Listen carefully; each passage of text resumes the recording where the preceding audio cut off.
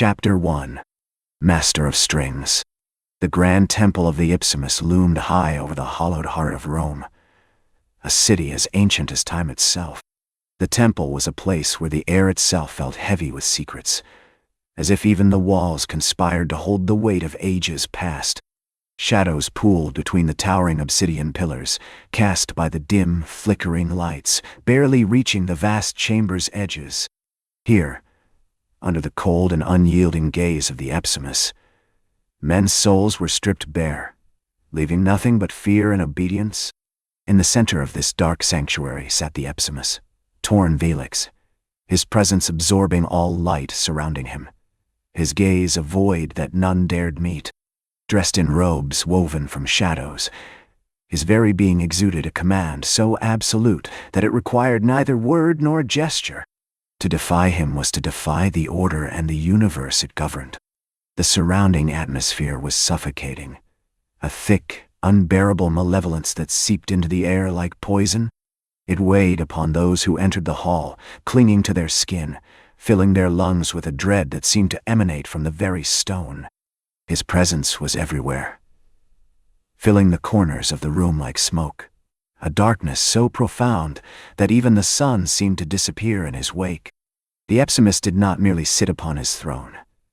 He dominated the room, bending it to his will, his essence staining every surface as if his very spirit were imprinted upon the walls. Shadows coiled around him, alive with his influence, stretching and twisting as if he could command even the darkness to serve his whims. The air itself seemed to resonate with his thoughts, his desires, a silent, unseen force that pressed down upon all who entered. Beside him stood Ramon, tall and stoic, his face marked by the scarlet tattoos of the modus ipsimes. His eyes remained downcast, his head slightly inclined in respect. Even he, bound by unbreakable loyalty, knew better than to look directly upon the Epsimus. Ramon could feel the weight of Torne's gaze without needing to see it, a presence that thrummed like a heartbeat in the dark, a pulse that reminded all the unyielding power seated before them. At the foot of the mounting stairs leading up to his throne knelt an elder archon, his body trembling with the knowledge that he had failed, and that punishment was inevitable. The Epsimus observed him, a faint, humorless smile tugging at the corner of his lips. The Archon did not dare raise his gaze, his eyes fixed firmly on the stone floor, where shadows danced in patterns that seemed to mock his plight. He could feel the weight of the Epsimus's stare, cold and dissecting, as though already stripping him of everything but his fear. "Speak," the Epsimus commanded, his voice low, like the hiss of a drawn blade. His words hung in the air like venom, curling into the Archon's ears and filling him with a terror so absolute it froze his breath.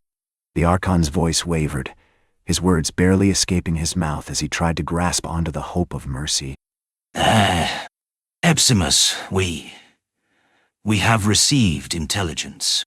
The governor of Drellon 7, he has gathered forces against the Ipsimus Order, without sanction from me. The silence that followed was dense, oppressive, tightening like a noose around the Archon's neck. Though he dared not look, he could feel the Epsimus's gaze on him, a force as tangible as iron, its scrutiny piercing, merciless. The air grew colder still, as though the Epsimus drew warmth from the room, siphoning every trace of light and life into the void of his presence. The Epsimus tilted his head slightly, his expression unchanging, yet the pressure in the room seemed to intensify. The Archon's breathing quickened, each inhale growing shallower as he felt the weight of the Epsimus's cold regard. "A rally. The Epsimus murmured, his voice chillingly soft. For what purpose?" The Archon swallowed hard, his hands trembling. Forgive me, Epsimus, but he speaks of autonomy. He claims that the Order's, your methods, have led to suffering. He has swayed the people to his side. They follow him.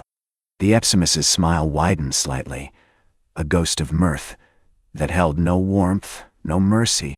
"Autonomy," he repeated, the word rolling off his tongue like a curse.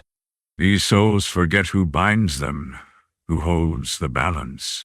He turned his attention to Ramon, the faintest shift of his gaze, enough to convey his will.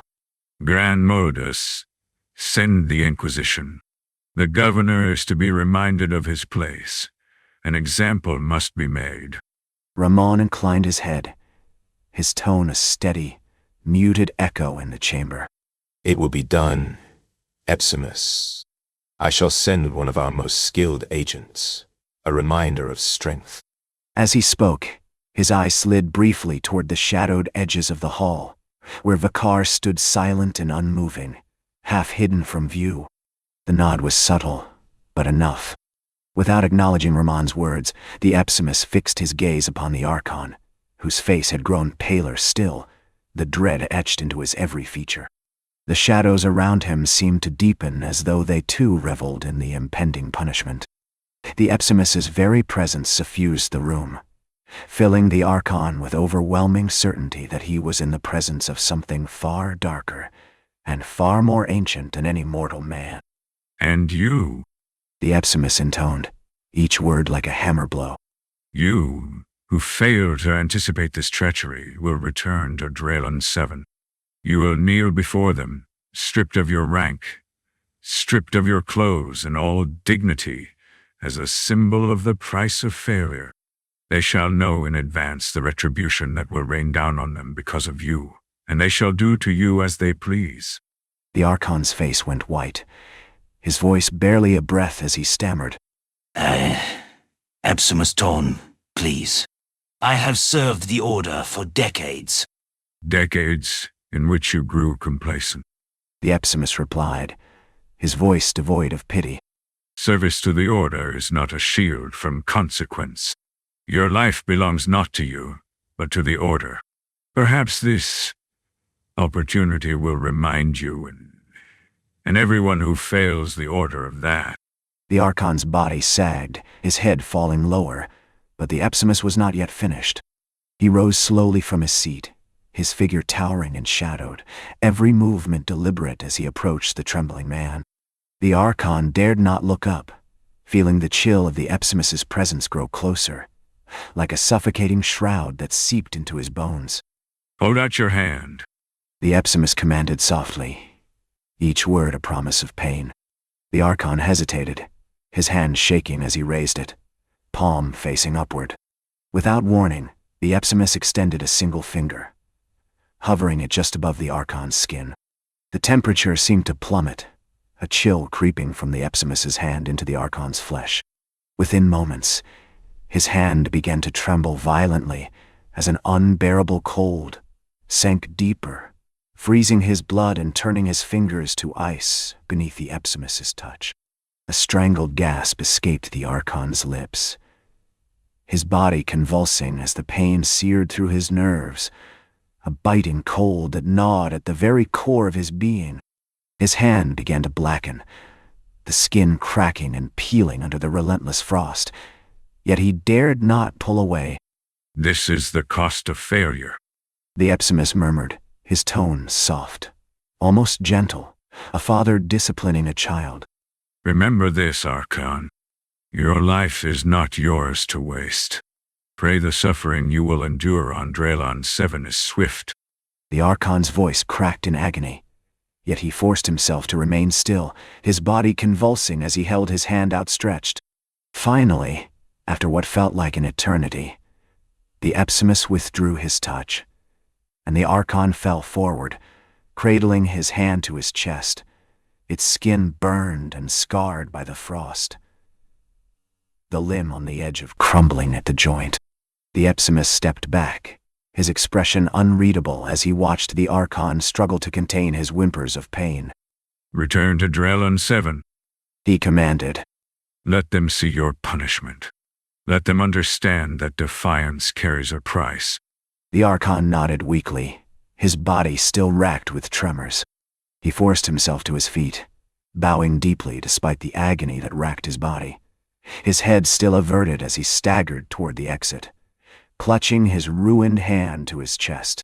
As the Archon disappeared into the shadows, the Epsimus turned to Ramon, who remained unmoving, his eyes still cast downward.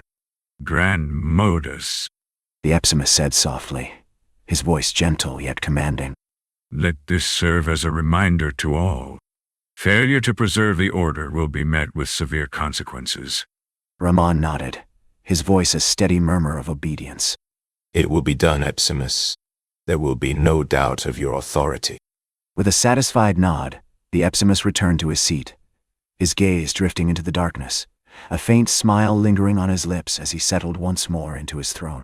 The hall fell silent again, the only trace of the Archon's punishment a faint scorch mark upon the polished stone, a reminder of the power that reigned supreme within these walls. From the shadows beyond, Vikar stirred, his form barely visible in the dim light as he emerged, silent as the shadows that draped the temple. He lingered at the edge of the hall, his presence a quiet but unmistakable mirror of the cold authority that pervaded the room. Though his gaze remained respectfully averted, never rising to meet the face of the Epsimus, his presence held an indifference that few dared to exhibit in the heart of this domain. Vikar's body was rigid with a quiet strength, his hands calm within the folds of his cloak as he absorbed the ruthless command Torne had given. He had heard him condemn the Archon and order his Inquisition, and the weight of that command settled over him like a cold shroud, though this was not the first time such a command was given. And there yet remained one final command before he was allowed to leave the presence of the Epsimus. Torne's gaze flickered toward him, a brief acknowledgement of his presence that held no ceremony, only the silent assurance that he saw through the defiance of those within the Order, the defiance Vikar was trained to root out. The Archon had barely staggered out of the hall when Vikar spoke, his voice low and steady, a calm that hid the storm roiling within the Order. Do you wish for Drellon 7 to be completely silenced, my Epsimus? Torne's gaze settled on him, an icy stillness radiating from his eyes as he considered his words. Vikar would not dare question him if the order was final. Vikar knew the rules of the Order, and knew his place even though his station was one of the least desired within the Order. However, he was chosen because of his loyalty and utmost devotion. In the silence that followed, the shadows seemed to pulse, the oppressive weight of Torne's presence pressing down like an invisible hand, suffocating in intensity. Balance requires sacrifice, and you, my friend, represents the hand of balance, he said at last, his voice cold and resonant, as if echoing from some unfathomable depth. The strong thrive because the weak do not, and you grasp this truth. Indeed, you and your Inquisition shall utterly silence them. Vikar's jaw tightened as a sadistic smile formed beneath his dark mask. Dissenters could not hide from him. It was he who had brought the Archon before Torne to flush out this disease. Perhaps, Torne continued, his voice cutting through the silence. It is time for you to visit our friends in the Hall of Whispers, and see how far their rebellion have spread. Vikar did not react outwardly, yet the thrill of this command made him swell with excitement, the very air tightening with an unseen drive. Torne had known about a group forming within the ranks of the Modus. Vikar had worked years at infiltrating this group.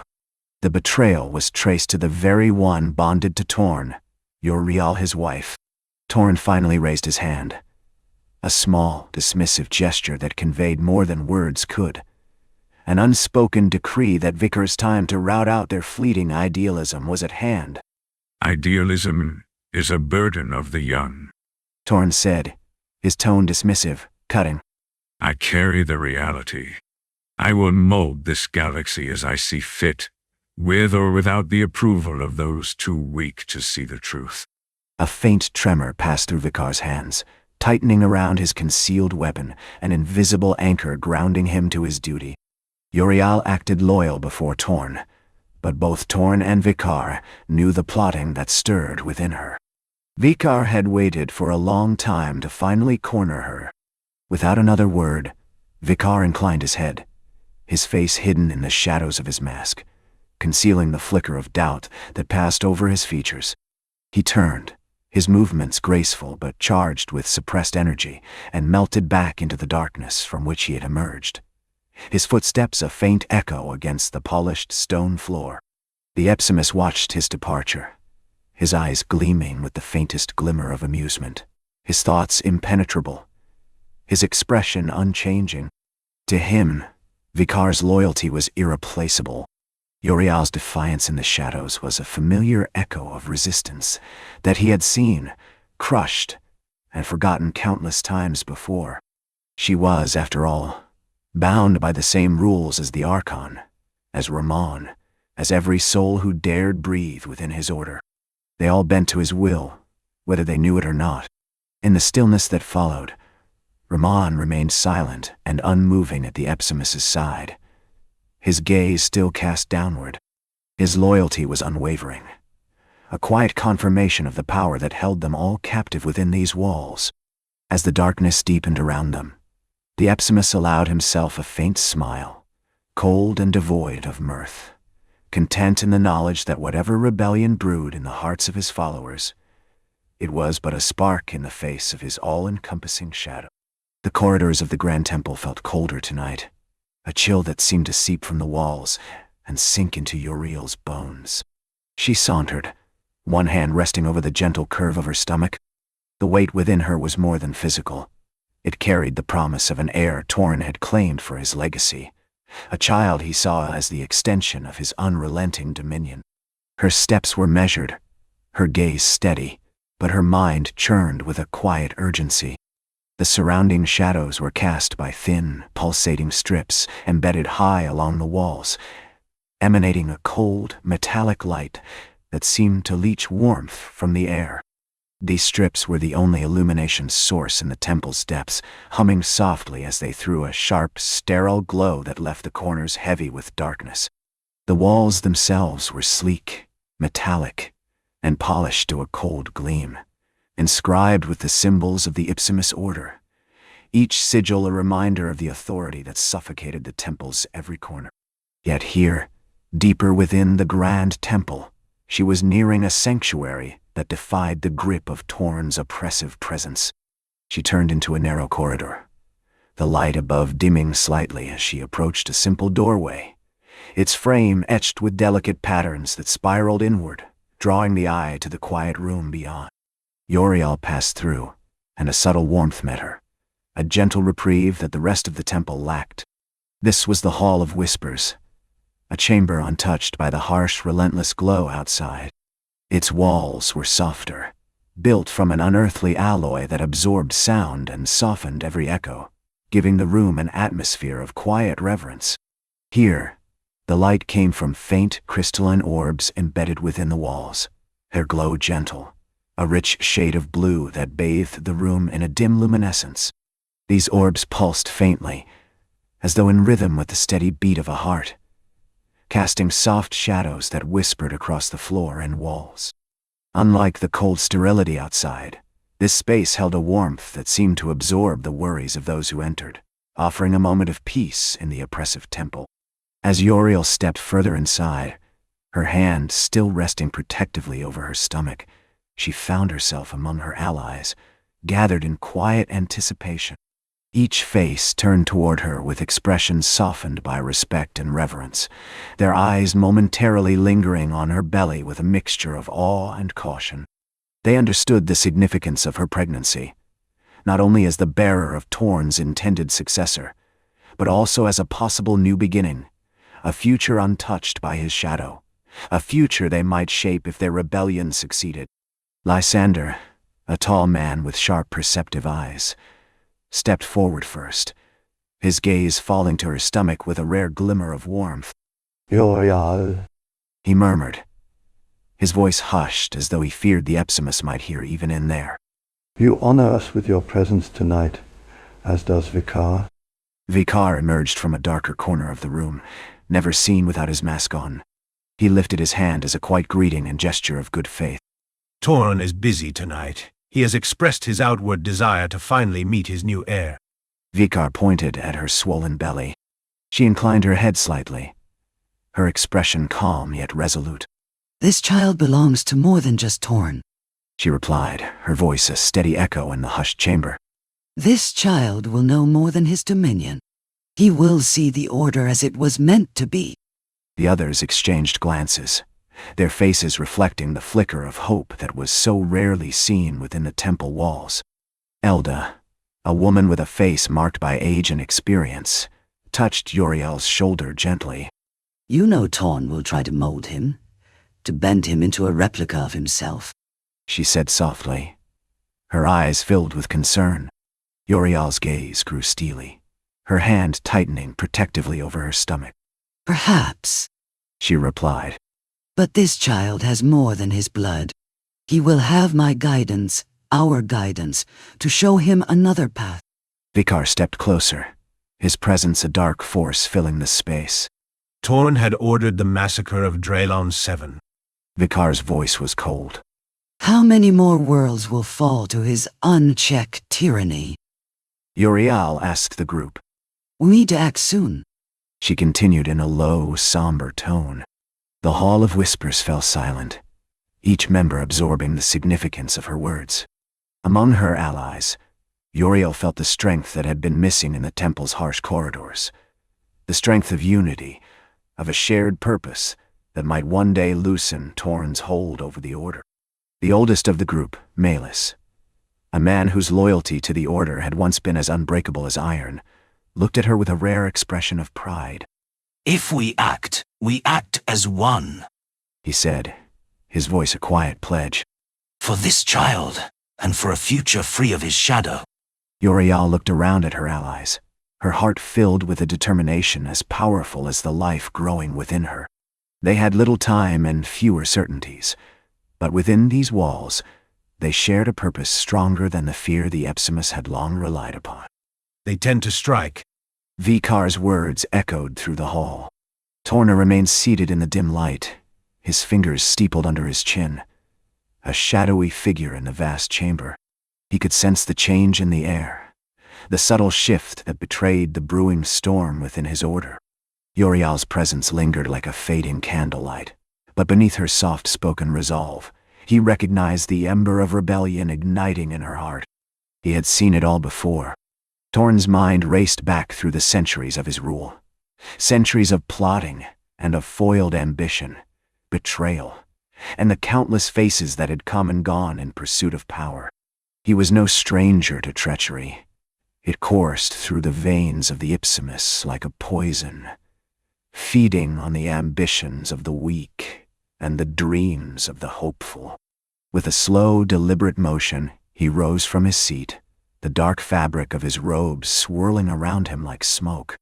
He stepped closer to the shadows, where the light barely reached, and the chill of the stone walls seemed to draw closer, embracing him in their cold grasp. Torne had felt the whisper of dissent in Yoreal's words, the veiled determination to rally those within the modus ipsimes against him. She believed herself a messiah, plotting against him with those she had gathered in the Hall of Whispers. But Torne was older and wiser than she cared to admit. The heart of the Order may beat with treachery, but he was its master, capable of reading the darkest intentions in the flicker of an eye and the subtle tightness of a jaw. Foolish girl, he murmured, a smirk curling at the corners of his lips. You think you can orchestrate a rebellion within my own ranks? He could almost hear the echoes of their conversations, the tentative alliances forged in secret. Yoreal's vision of a brighter future for their child was noble but naive. She believed that with careful planning, she could shield the innocent soul growing within her from the darkness of their reality. Yet Torne knew better. The child would inherit the world as it was, shaped by his iron will. He turned back toward the dais where he often convened with the modus ipsimes. The altar was a stark reminder of his power, a place where he had made countless decisions that shaped the galaxy. Each moment of mercy he had extended to dissenters was a calculated risk, a chance to observe how far he could push before their fragile loyalties shattered. And now, with Yoreal pregnant and desperate, he sensed a new opportunity. The greatest strengths often arise from the ashes of betrayal, he whispered to the shadows. Vikar listened with quiet reverence.